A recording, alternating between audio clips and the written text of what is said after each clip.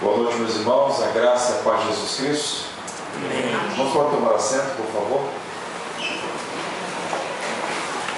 Um abraço fraterno da Igreja Batista do Jardim Botânico, igreja que Deus tem nos dado o privilégio de poder pastorear. Agora vamos fazer um ano em abril. Depois de 13 anos pastoreando a Igreja Batista Betel Mesquita, Deus nos colocou agora diante de nós um novo desafio. Estamos ali sendo assistidos pela graça de Deus. Esse final de semana estamos aqui em Porto Alegre, falei ontem, e hoje pela manhã na Igreja Batista Central. E hoje à noite tenho o privilégio de conhecer os irmãos, estar com vocês aqui. Eu quero agradecer a Deus pela honra de poder servi-los. Está aqui a convite do Rodrigo, um amigo querido. Deus abençoe essa igreja, esse ministério, sua família. Revendo também o pastor Fábio Borges, do Rio de Janeiro, passou uma temporada aqui no Rio, aqui em Porto Alegre, na verdade, Rio Grande do Sul, está em Santa Maria, agora está voltando para o Rio. Deus abençoe você também, Fábio. Meus irmãos, eu queria convidá-los a abrir suas Bíblias no Salmo 131, foi proposto, já foi divulgado. Nós vamos pensar sobre esse salmo, sobre o tema Vida Centrada em Deus. É um salmo curto, porém muitíssimo instrutivo. Eu oro para que Deus use a sua palavra para nos edificar na noite de hoje. A partir do Salmo 131, vamos pensar sobre o tema Vida Centrada em Deus. Diz assim a viva e eficaz palavra do Senhor. Senhor, não é soberbo o meu coração, nem altivo o meu olhar. Não ando à procura de grandes coisas, nem de coisas maravilhosas demais para mim. Pelo contrário, fiz calar e sossegar a minha alma, como a criança desmamada se aquieta nos braços de sua mãe. Como essa criança é a minha alma para comigo. Espera, ó Israel, no Senhor, desde agora e para sempre. Que Deus os abençoe. Sempre que eu leio esse salmo, eu sou desafiado a refletir sobre a minha vida com Deus. A vida cristã não é uma firula filosófica. A vida cristã é um chamado para comunhão com Deus.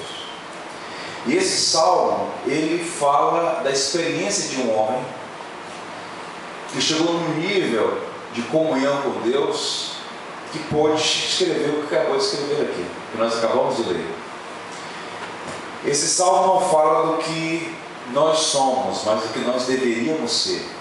Eu queria começar provocando a reflexão dos irmãos. Quantos aqui poderiam ficar de pé e dizer assim: Senhor, não é soberbo o meu coração, nem altivo o meu olhar. Não ando à procura de grandes coisas, nem de coisas maravilhosas demais para mim. Quantos de nós poderiam dizer: Senhor, não é soberbo o meu coração? Na verdade, irmãos, o nosso maior problema desde a queda tem sido o orgulho. Nós todos somos orgulhosos. O que distingue de um para o outro é o grau desse orgulho, dessa altivez, dessa soberba. Mas nós estamos encontrando aqui um homem, um salmista, um servo de Deus, que abre o coração e diante de Deus ninguém pode ser o que não é. Ele diz: Senhor, não é soberbo o meu coração, eu não estou à procura de grandes coisas. É um homem que está demonstrando que a vida dele está centrada em Deus. E nós vamos entender um pouquinho o que significa isso. Observe como nós todos, desde o nascimento até a sepultura, somos tentados ao orgulho, à altivez, à soberba. Fala de soberba, de altivez, de orgulho, de orgulho.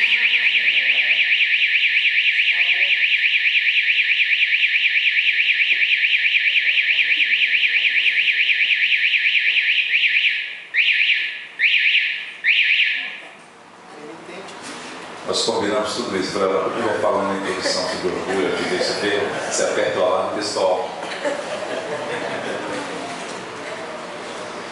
Há uma narrativa, há um episódio nas narrativas do Evangelho que eu acho muito interessante. Os discípulos se aproximam de Jesus, na narrativa de Mateus, e faz a seguinte pergunta: Senhor, quem é o maior no reino dos céus? Quem é o maior? A própria mente dos discípulos estava cheia de altivez. Eles estão procurando quem é o maior entre eles, quem é o maior no reino dos céus. Uma mãe de 2 discípulos procura Jesus e diz: Senhor, eu vou te pedir uma coisa, concede 2 lugares para meus filhos, uma à tua direita, uma à tua esquerda. O orgulho, a altivez, a soberba estava presente naquele cenário. E sabe o que Jesus faz como grande pedagogo? Ele pega uma criança, coloca entre eles e diz assim: eu lhes asseguro que a não ser que vocês se convertam e se tornem como crianças, jamais entrarão no reino dos céus. Porquanto quem se faz humilde como esta criança, este é o maior no reino dos céus.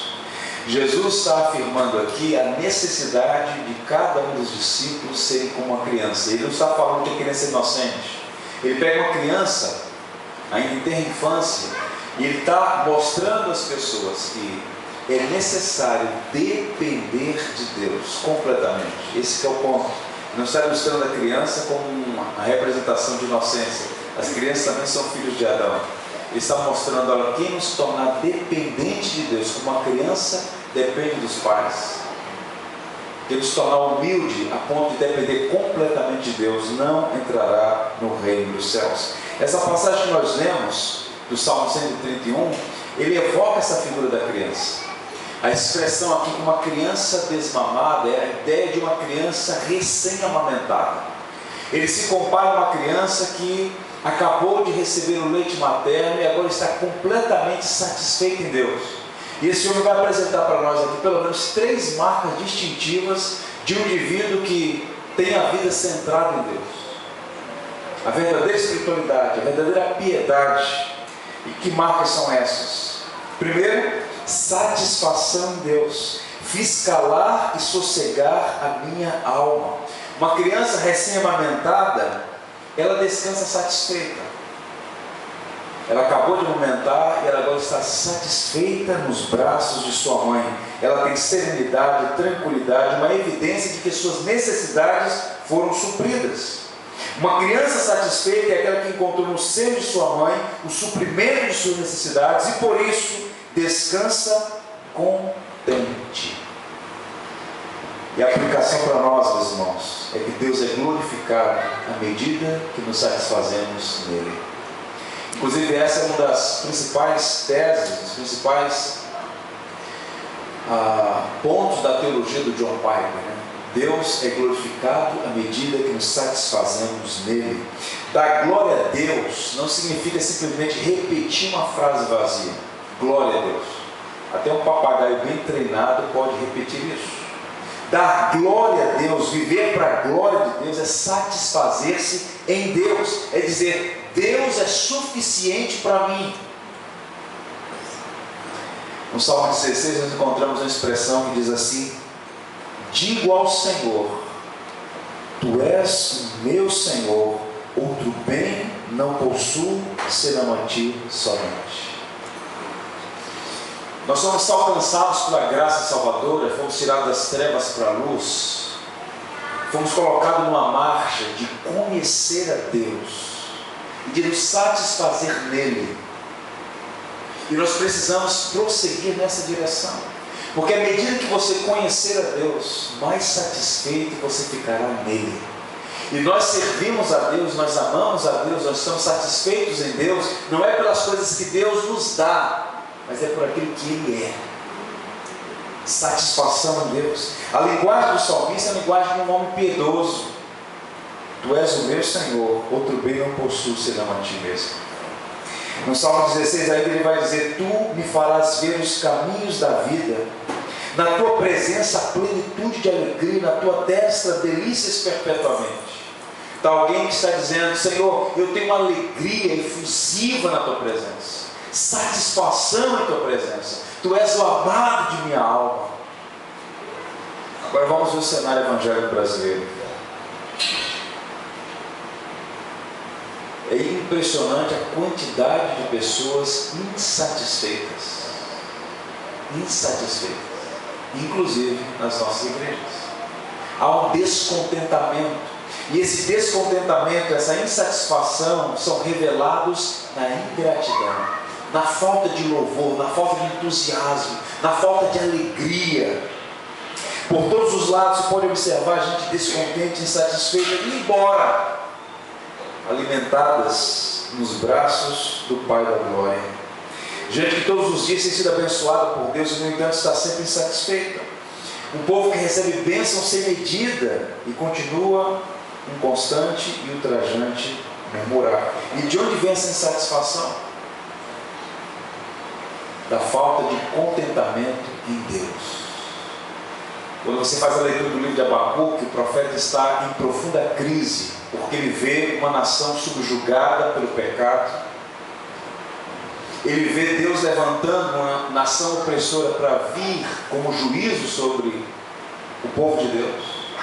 Ele entra em crise, mas quando ele, na torre de vigia, começa a discernir os desígnios de Deus, ele faz aquela monumental oração: Senhor, ainda que a videira não dê frutos, ainda que não haja gados no curral, todavia me alegrarei no Senhor e exultarei no Deus da minha salvação.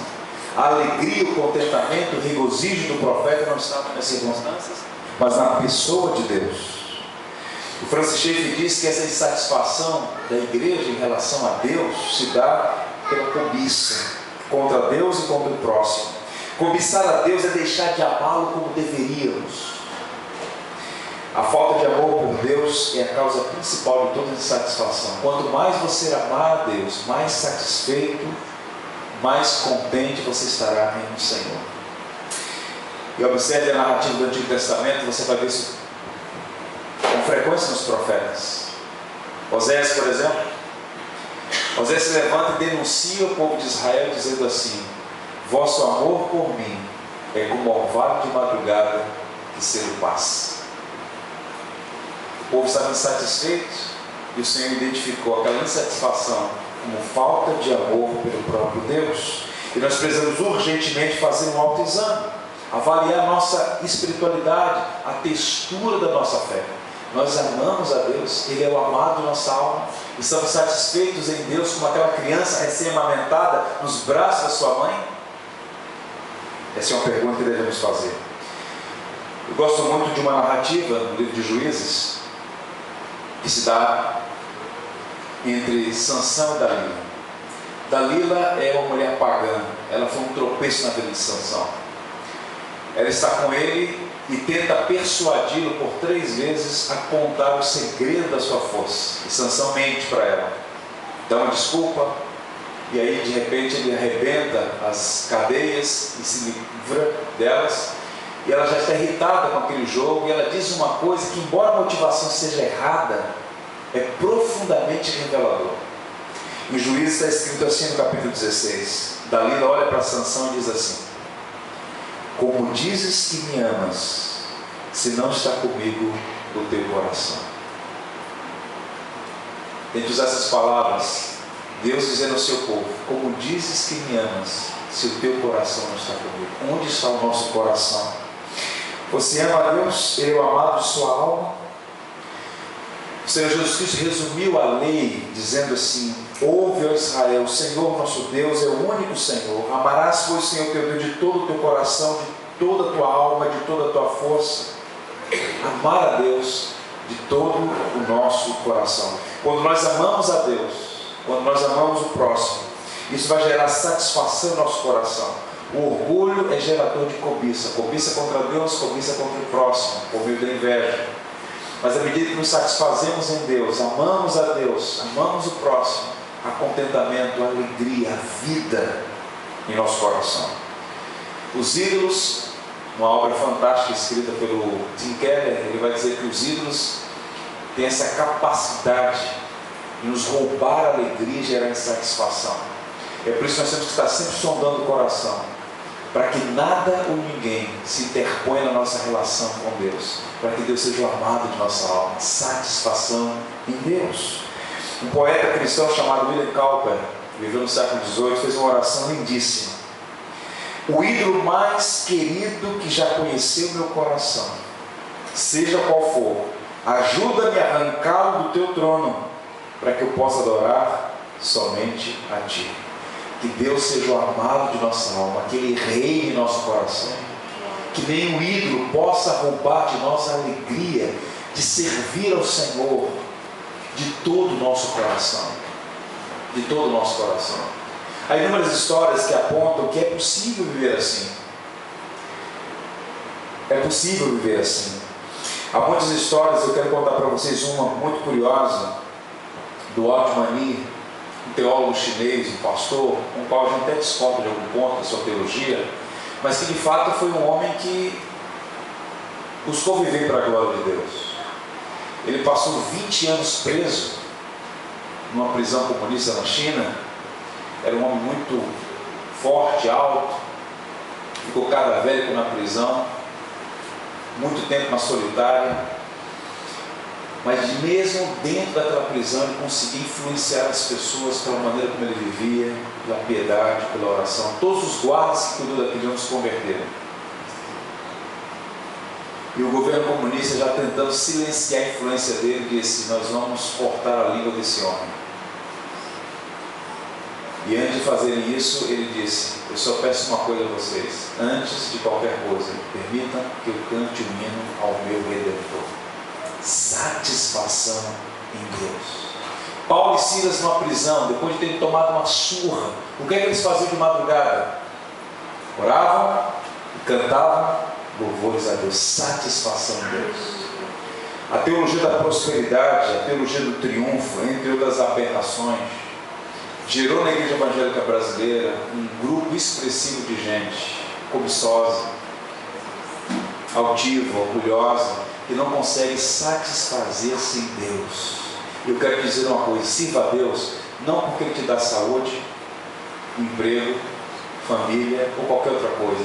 Sirva a Deus porque Deus é bom, porque Deus é digno do nosso amor. E ainda que as coisas possam sair do nosso controle, ainda que as coisas fujam de nós, ainda que não tenhamos as coisas que queiramos ter, Deus é digno do nosso amor. Vale a pena viver para a glória de Deus. Ele diz então: o Senhor não é soberbo o meu coração, nem altivo o meu olhar, não anda à procura de grandes coisas, nem de coisas maravilhosas demais para mim. Pelo contrário, fiz calar e sossegar a minha alma. Então a primeira marca de um homem cuja vida está centrada em Deus é satisfação em Deus. Guarde essa palavra no seu coração: satisfaça a sua alma em Deus, e você vai experimentar alegria e contentamento. Segunda marca de um verdadeiro adorador, de uma pessoa cuja vida está centrada em Deus, é a intimidade com Deus. Mais uma vez, lembrando essa figura da criança nos braços da mãe. A criança recém-amamentada está satisfeita. E agora observe, o texto vai dizer: como criança se aquieta nos braços de sua mãe. A palavra criança aqui no texto hebraico sugere ser uma criança de colo. Como eu disse, ela acabou de amamentar, de receber o leite materno. Agora observe, uma criança nos primeiros meses de vida, ela não olha para sua mãe e diz: você é minha mãe. Demanda um tempo até a criança reconhecer a fisionomia da mãe. Tem sido feito muitos estudos sobre isso, psicologia pediátrica. Há um vínculo uterino entre a criança gestada no útero da sua mãe. Quando a criança está no colo da mãe, ela sabe que está no colo da mãe. Quando uma pessoa estranha pega a criança, você não é mamãe. Porque há uma conexão, há uma intimidade. O salmista diz assim: Senhor, não é soberbo meu coração, nem altivo meu olhar, não anda à procura de grandes coisas. Eu sou como uma criança recém-amamentada nos braços de sua mãe. Como essa criança quieta, assim sou eu, a minha alma para comigo. É um indivíduo que está falando que tem intimidade com Deus. Deus é glorificado, meus irmãos, quando nós nos afeiçoamos a Ele. E esse salmo é para nós um encorajamento para buscarmos comunhão com Deus, intimidade com Deus. Um grande pregador escocês chamado Robert Murray McCheyne, pregando a sua congregação, disse assim: Deus tem filhos prediletos? Não. Mas Deus tem amigos íntimos. Em Cristo todos somos filhos de Deus. Mas a pergunta é: quantos aqui nessa congregação são amigos de Deus? Andam com Deus, têm intimidade com Deus, ouvem a voz de Deus? Quantos hoje aqui já tiveram essa experiência com o Senhor? A vida cristã não é simplesmente formular um conjunto de doutrinas e dogmas. Essas coisas todas são importantíssimas. Mas está escrito em João 17,3: e a vida eterna é esta, que te conheçam a ti como Deus único e verdadeiro, e a teu Filho a quem tu enviaste. A vida eterna já começou, meus irmãos. A vida eterna não é quantidade de tempo. A vida eterna é comunhão intensa e perfeita com Deus. Já começou aqui. E por toda a eternidade, nossa maior alegria será conhecer o amado de nossa alma. Aleluia. Lutero resumiu o Evangelho com preposições. Dizia: Deus olha para a sua igreja e diz: meu povo. E a igreja responde: nosso Deus. Há uma conexão, há uma comunhão, uma intensa comunhão. Meu povo, nosso Deus. No Cântico dos Cânticos está escrito: o meu amado é meu e eu sou dele. Portanto, a vida centrada em si mesma, ela é marcada pelo egoísmo. Mas a vida centrada em Deus, pela intimidade com o Senhor. Nós todos precisamos ponderar essas coisas todas, porque nós somos filhos de Adão também. E temos uma inclinação àquela espiritualidade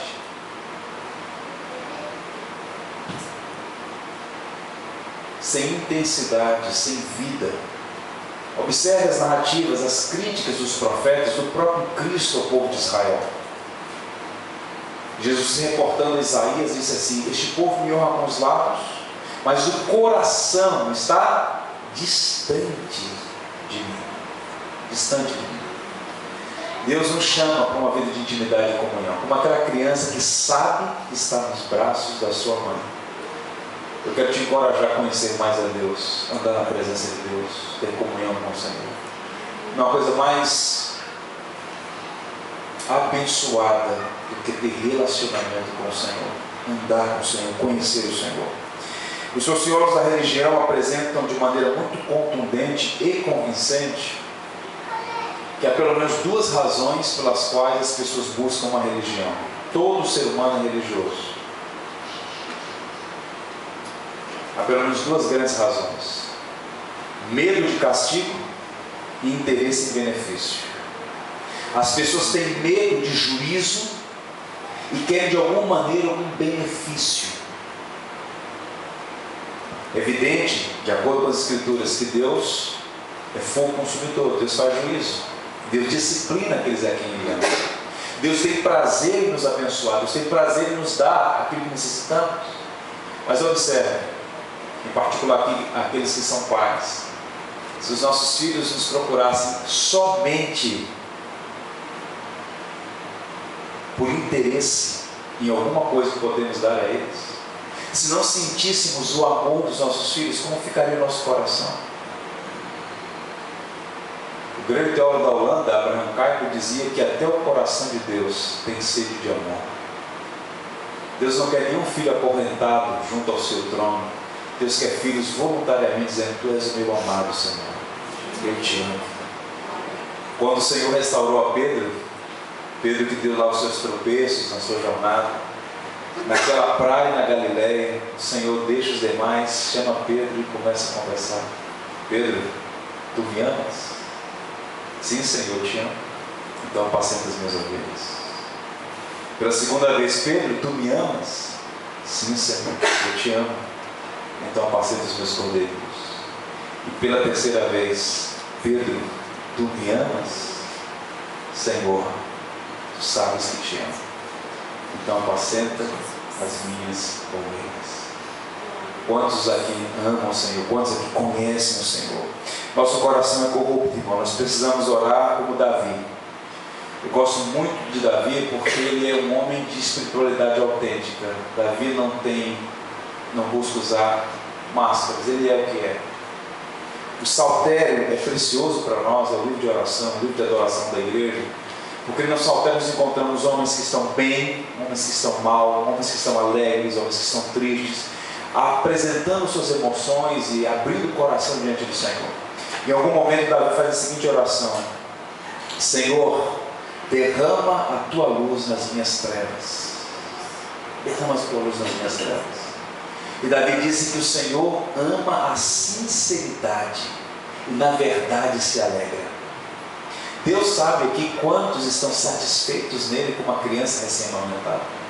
Deus sabe aqui quantos têm intimidade com ele, quantos hoje aqui já tiveram aquele tempo a sós com o Senhor. E nós somos chamados a uma vida de comunhão com Deus. Deus ama a sinceridade. Há uma história muito curiosa envolvendo George Washington, primeiro presidente dos Estados Unidos. Ele morava ainda na casa dos seus pais, um adolescente, um jovem, e o pai dele apreciava muito o cultivo de frutas, tinha um pomar belíssimo no fundo da casa, na chácara em que eles viviam. E o pai dele trouxe uma macieira preciosíssima de um lugar muito distante, muito valorizada.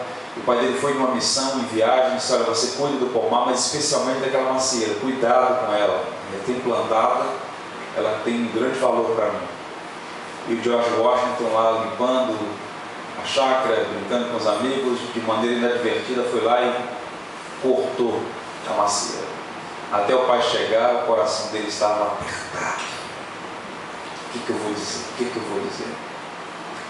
Quando o pai aponta no horizonte, montado no cavalo, vem na direção, ele já se antecipa, vai ao pai e diz: olha, pai, me perdoe. Eu não obedeci e inadvertidamente acabei estragando a macieira, cortei a macieira. O pai dele desce do cavalo, vai com ele até o quintal, vê o cenário. O pai dele disse uma coisa que marcou profundamente a sua vida. O pai dele disse assim: meu filho, eu trocaria um pomar inteiro de macieiras por um filho que fala a verdade. Eu amo a sinceridade. Abra o seu coração e diga: Senhor, eu estou distante de Ti. Eu quero ter comunhão com o Senhor. Como é comum, como é sutilmente perigoso viver na ambiência do sagrado, estar familiarizado com a linguagem teológica, doutrinal, bíblica, com os cânticos, com as orações, e ao mesmo tempo estar tão distante de Deus. Esse salmista está abrindo o coração e nos ensinando, irmãos: Senhor, não é soberbo o meu coração, não é altivo meu olhar. Eu não estou à procura de grandes coisas. Eu sou como aquela criança recém-amamentada. Eu estou satisfeito no Senhor. Eu sei quem é o Senhor é suficiente para mim. Um cristão anônimo fez a seguinte oração: se eu te adoro por medo do inferno, queima-me no inferno. Se eu te adoro por causa do céu, expulsa-me do céu. Se eu te adoro porque te amo, revela-me a tua face. Louvado seja Deus. Eu tenho boas memórias do pastor que me batizou, Jesse Carlos Monteiro Costa. Nos cursos de oração às quartas-feiras, ele gostava muito de um hino que marcou profundamente minha adolescência. Ele diz assim: vim para adorar-te, vim para dizer que te amo, ó Pai, és tudo para mim, e eu te exalto, ó Pai. Tu és tudo para mim, eu te amo. Isso é comunhão com Deus, isso é intimidade com Deus. Asaf também vai dizer: quem mais tem nos céus? Não há outro que me deleite na terra. O Salmo 42 diz: a minha alma tem sede de Deus, do Deus vivo. Quando irei, me verei perante a face de Deus. Anseio pela eternidade. É curioso notar esse divórcio perigosíssimo entre a teologia e a piedade. A boa teologia está conectada com a piedade. A ortodoxia desemboca em doxologia. Você pega, por exemplo, o grande teólogo das Américas, Jonathan Edwards, reitor da Universidade de Princeton, um dos homens mais brilhantes, considerado o pai da psicologia da religião, um homem de mente privilegiada. Era um filósofo da eternidade. Um homem de espiritualidade sadia tem anseio por ver a glória de Deus, por estar perante a face de Deus. O grande problema é que, além de insatisfeitos, por vezes, nós somos também um grupo de pessoas apenas com interesses muito pequenos. Devemos estar satisfeitos em Deus e buscar ter intimidade com Deus. As demais coisas são acrescentadas. Em uma obra muito preciosa, John Piper diz: devemos buscar a Deus não porque nos dá saúde, prosperidade e propriedade, mas porque Deus é um lugar de descanso da alma. Eu oro para que você conheça a Deus, ame a Deus, tenha intimidade com Deus, vida com Deus. Se você fizer uma leitura de Jeremias capítulo 2, eu chamo aquele capítulo de o choro de Deus. Deus diz assim: que maldade o meu povo vive em mim, para me abandonar, deixar os mananciais de água viva e cavarem para si cisternas rotas que não contêm água. É como se nós estivéssemos abandonando a fonte primária de toda alegria, para ficar sendo entretido com coisas que, conquanto boas, não são comparadas à presença gloriosa daquele que é a fonte de todo bem e de toda alegria. Há um homem chamado David Bryan, ele foi um grande missionário, morreu jovem, aos 28, 29 anos de idade, entre os índios americanos, e ele escreveu um diário que foi publicado pelo Edwards, seu sogro, e esse diário dele tem abençoado vidas desde então, há séculos. Quem lê esse diário tem sido impactado pela vida de piedade, comunhão que ele tinha com Deus. Esse diário incendiou as sociedades missionárias que foram criadas a partir dessa chama da vida de David Bryan. E no diário dele tem tanta coisa bonita. Vou ler apenas um extrato para você ver. Um homem que tem comunhão com Deus, um homem que tem satisfação em Deus, um homem para quem Deus é o amado de sua alma. Senhor, sou aqui um estranho solitário. A terra nenhum consolo verdadeiro oferece. Embora ausente dos meus queridos, eu estava nas tribos indígenas pregando o Evangelho, minha alma se alegra em clamar: meu Senhor, Jesus, meu Senhor, meu único amor, possui minha alma e dali não te apartes, concede-me amáveis visitas, amado meu, ó meu Deus, então terás todo o meu coração. Eu quero te encorajar nessa noite, sai daqui com esse propósito: eu preciso ter mais comunhão, mais intimidade com Deus. Buscar-me-eis e me achareis, quando me buscar de todo o vosso coração. Portanto, satisfação, intimidade e um outro aspecto aqui do homem cuja vida está centrada em Deus: confiança em Deus. Fiz calar e sossegar a minha alma. A criança recém-amamentada nos braços da sua mãe está satisfeita? Ela tem intimidade porque sabe que aqueles braços são os braços da sua mãe, e essa criança tem confiança, ela sabe que não será lançada dali dos braços da sua mãe, ela tem confiança: eu estou nos braços da minha mãe. E o salmista está comparando a si mesmo a essa criança que tem confiança em Deus. Agora observe, meus irmãos, a igreja evangélica brasileira está em crise porque ela tem se transformado numa reunião de gente insatisfeita, interesseira e um ajuntamento de pessoas ansiosas. Toda ansiedade é um atestado de incredulidade.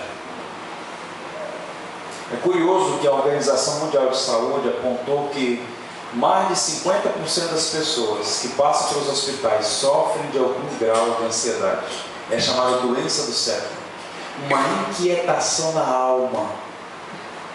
E nós cristãos temos ouvido a palavra de Deus: não andeis ansiosos por coisa alguma. Isso é o apóstolo Paulo. O próprio Cristo havia dito isso no Sermão da Montanha: não andeis ansiosos. Vocês não podem aumentar um côvado à sua altura. Olhem para os lírios do campo, olhem para os pássaros dos céus. Deus cuida deles todos, quanto mais de vocês, filhos amados. Ter uma vida centrada em Deus é confiar na providência de Deus. Deus é glorificado quando descansamos nele. O salmista diz: quanto a mim, confio em ti, Senhor. Eu disse: tu és o meu Deus. Deus cuida de nós. A expressão Deus é fiel não pode ser usada como jargão. De fato, a fidelidade de Deus é que tem nos sustentado. Você já parou para pensar onde você estaria se não fossem as misericórdias do Senhor, que se renovam a cada manhã? Se Deus não fosse de fato fiel, misericordioso para conosco.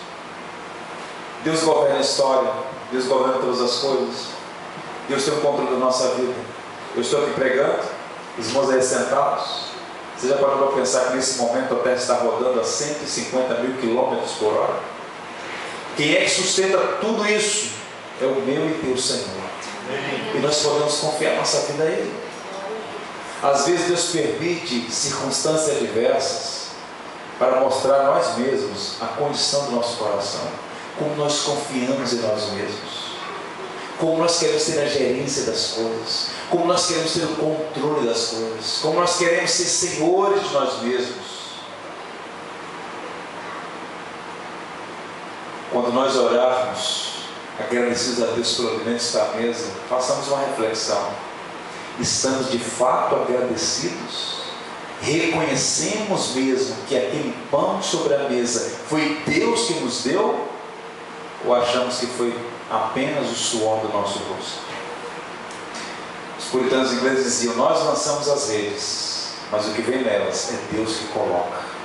Se Deus não te sustentar, o teu coração está bombeando aí sangue para o teu organismo, para.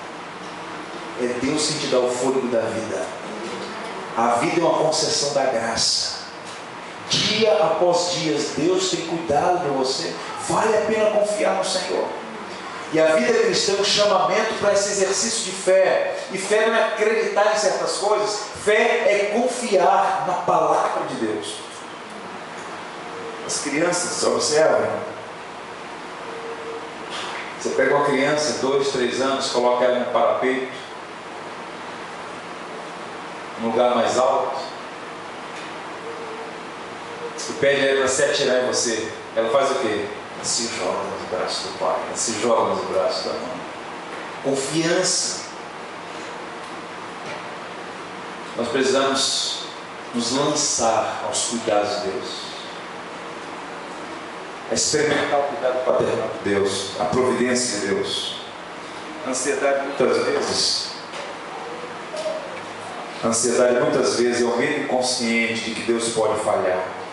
Aquele que não confia em Deus não pode dizer: fiz calar e sossegar a minha alma. Quieta o seu coração. Nem sempre é fácil. Há um hino cantor cristão que diz assim: descansando no poder de Deus. Vou seguro, descansando no poder de Deus. Nós precisamos aprender a descansar. Isaías 49 tem uma passagem belíssima.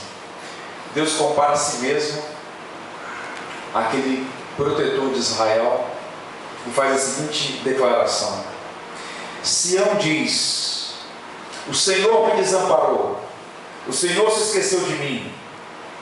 Veja como Sião é ingrato, veja como Israel é rebelde. O Senhor me desamparou, o Senhor se esqueceu de mim. E aí vem a pergunta de Deus por meio do profeta: acaso pode a mulher esquecer-se do filho que ainda mama, de sorte que não se compadeça do filho do seu ventre? Mas ainda que essa viesse a se esquecer dele, eu todavia não me esquecerei de ti. Eis que nas palmas das minhas mãos te gravei. Nossos nomes estão gravados nas palmas das mãos do Deus Altíssimo. Ele cuida de nós, Ele protege o seu povo, Ele nos provê cada necessidade. Por isso eu quero encorajar você nessa noite a fazer um autoexame, a considerar a condição do seu coração hoje e a pedir a Deus: Deus, eu quero ter uma vida centrada em Ti, que haja contentamento e satisfação em Deus. Para tanto, vamos buscar amar a Deus sobre todas as coisas, o próximo como a nós mesmos. Permita que o louvor nos lábios e o coração comprove essa satisfação. Que haja intimidade com Deus. Isso implica numa relação com Deus, em comunhão com Deus, onde a presença de Deus é mais importante do que as bênçãos de Deus. Que haja confiança em Deus. O antídoto para a ansiedade é conhecer e confiar no caráter paterno de Deus. Ele nunca falha.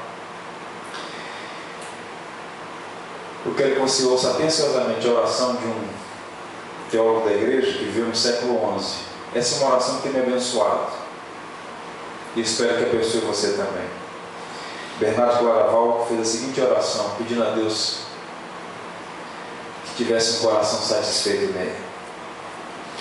Não peço de ti, filho meu, grandes coisas, mas teu coração. Para mim algo existe que é mais importante que as coisas. É ter a ti mesmo, é ter comunhão. Não queiras para ti, filho meu, grandes coisas, pois todas as coisas têm fim. Que sejas, meu filho, homem de uma só coisa, que queiras a mim. Que Deus seja o amado de nossa alma, que a nossa vida seja centrada nele. Porque um dia, uma hora e um momento, nós vamos cruzar pelos portões da eternidade, para viver perante a face de Deus vivo para todo sempre. Que comecemos essa jornada agora, buscando amar a Deus, ter satisfação em Deus, intimidade com Deus e a confiar no cuidado dele. Que assim seja para a glória do Senhor. E aí o Salmo termina com o verso 3. Espera, ó Israel, no Senhor, desde agora e para sempre. Amém?